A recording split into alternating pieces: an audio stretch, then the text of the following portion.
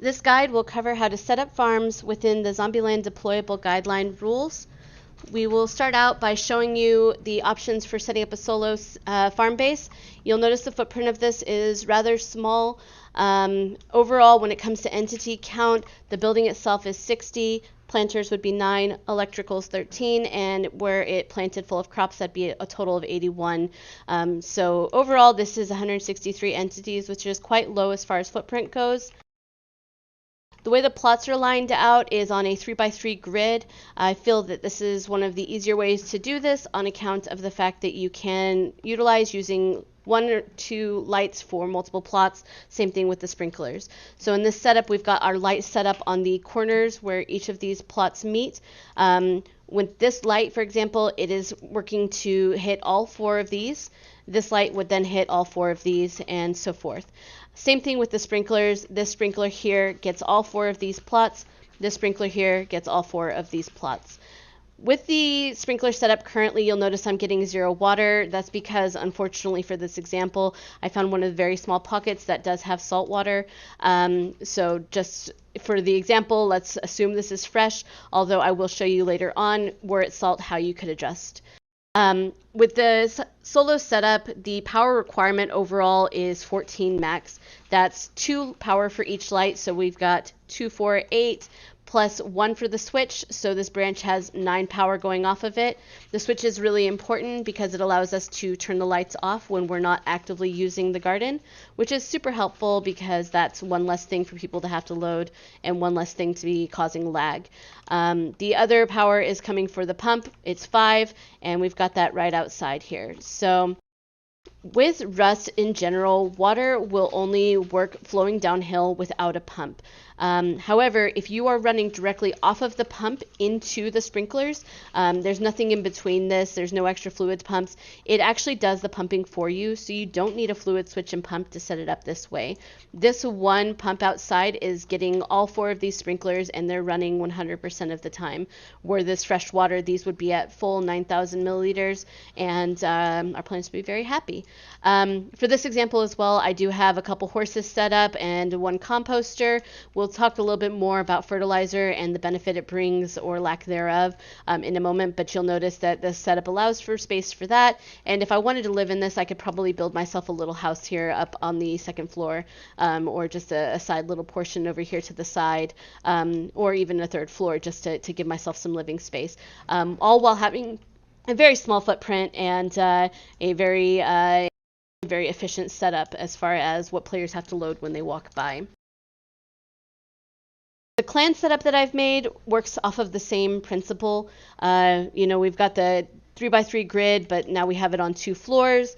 Same thing, we just double the amount of sprinklers and lights. Overall, the total entity count, if it was fully planted out, would be 273. So it's not a massive increase. We still have some little aesthetics going on, couple windows, nice garage door, etc.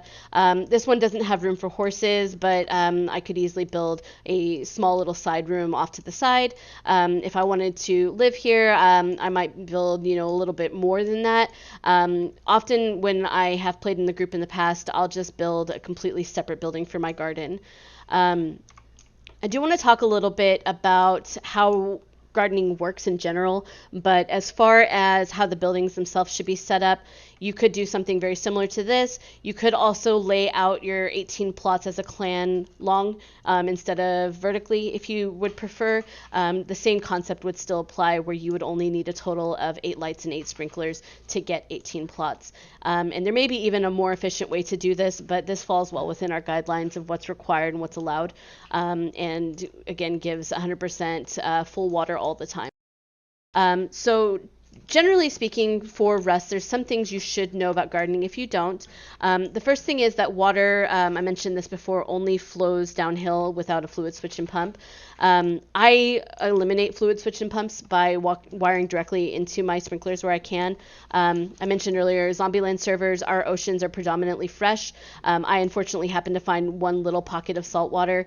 My suggestion for you when starting a garden, walk over, try to drink the water.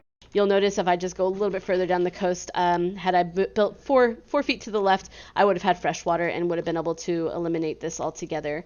However, in this case, had I not discovered that until I was already well established, I could easily add a couple powered purifiers and just put them above the sprinklers if these were full floors, and then those would be able to flow directly into the sprinklers below them without a fluid switch and pump because it's downhill. Comes to heaters, so Rust heaters will cover a 1x3 area. So in this example, if I had a heater, I would put it on this wall right here, and that would get all 3 of these plots. For a 3x3 type of area, you would want to have a wall right there in the middle so that you could put another heater down.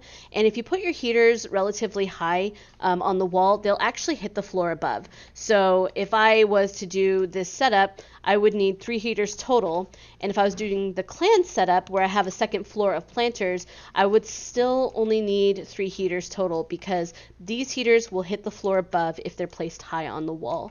However, I will say that in Zombieland servers, it's just really not needed to use heaters at all. Since our oceans are fresh, there's a ton of coastline that is temperate or desert where you don't need heaters at all. You might lose a plant or 2 every few rounds. It's really not that big of a deal given how our yields work and how you can garden safely without threat of PvP.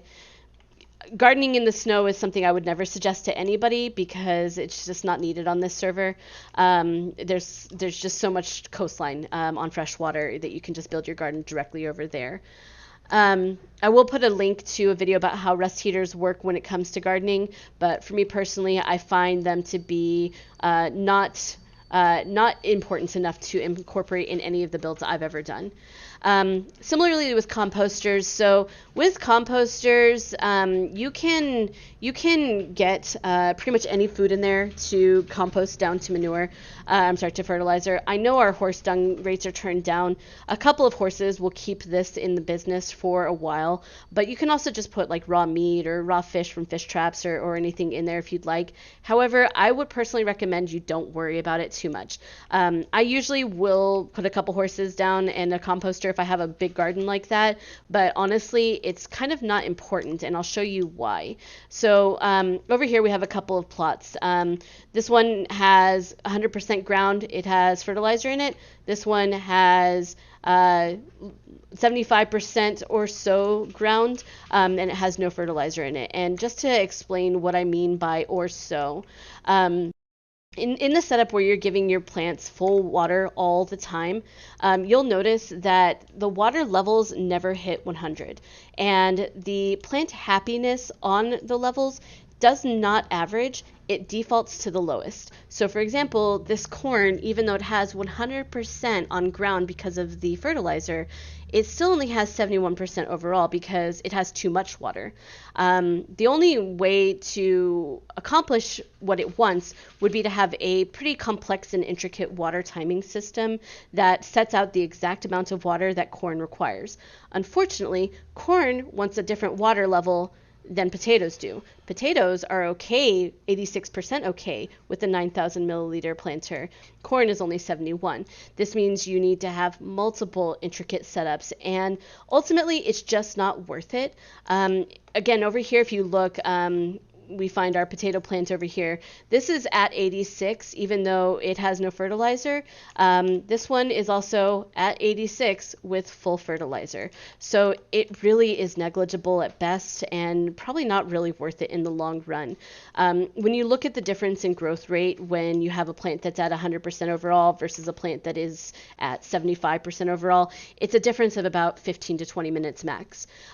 So again, on a PvE server where there's no threat of raiding, where we can harvest to our heart's content, saving 15 minutes here on every cycle of plots, especially with the yield rates that we have, is just really not helpful. I will put a chart down to show each of these plants and their individual overall happiness level with and without fertilizer, but I honestly think that it's just not worth splitting hairs over. And doing this guide is actually, I was not even aware of that, so I hope that it will be instructive to you guys and we can move away from the days of horse barns and everything else.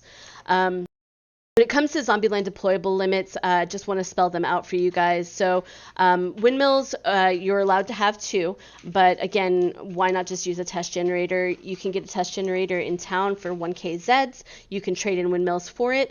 These setups, the individual farm takes 14 power. The clan farm takes 27 power. You could accomplish this with a couple of solar panels. You do not need to have multiple windmills to power a garden setup like this.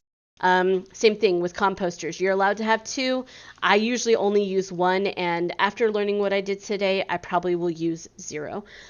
With horses, you can have 4 total. I've always used just 2 in the past. Again, now knowing what I know about fertilizer, probably will just eliminate that altogether personally. I don't see a need. Then the planters, for a solo, you can have 9. For a clan, it's 18. You need to have active clan mates to have a clan building. Water barrels, you can use 3 as a solo, 6 as a clan.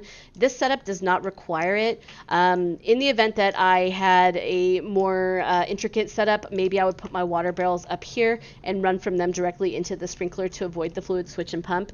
But again, assuming that I can get my powered my powered pump into the sprinklers directly, water barrels aren't needed at all. If they were, I would probably use 1 barrel for all of this and put 1 fluid switch and pump above it, followed by the barrel, and run that directly into the planters. The sprinklers there. Water catchers, you can have 3 as a solo, 6 as a clan. I know Face Punch did recently buff the yield of those, but it still does not compare to what you can get from a powered powered pump.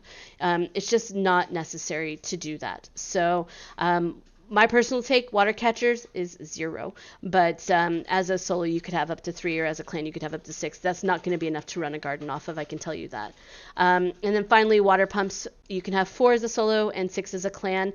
My rule of thumb is I use 1 water pump to every 4 sprinklers, so you really only need half of that, if that. And that's pretty much my go-to setup. I will be posting all this in a thread. Encourage you to read through the notes. The staff at Zombieland is really happy to help with this kind of thing. We want to help you play the way that you want to play within the bounds that we have to set to make sure that the experience is enjoyable for everybody. If you're having trouble getting this set up, or you don't understand how some things worked, please feel free to reach out to me, Aliana, directly, or at me in general chat, or open a ticket, and one of the staff members, I'm sure, will be happy to go through it with you. At the end of the day, we do want everybody to be able to play how they want to play, but we do all have to make some compromises to ensure that a full server is operating well enough so that everybody can have a good time. Thank you so much for watching.